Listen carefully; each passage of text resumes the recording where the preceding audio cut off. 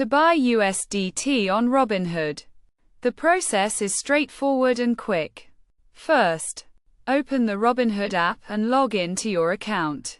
Next, click on the script icon, usually located at the bottom of the screen, which will open up the script page displaying your balance. Then, click on the search bar icon at the top of the screen and type in USDT. From the search results, select the USDT option, which will take you to a page showing the current price of USDT. To make a purchase, click on the Buy button at the bottom of the screen. Enter the amount you want to buy in dollars, and then click Next. Review the details to ensure you have entered the correct amount, and then submit the transaction.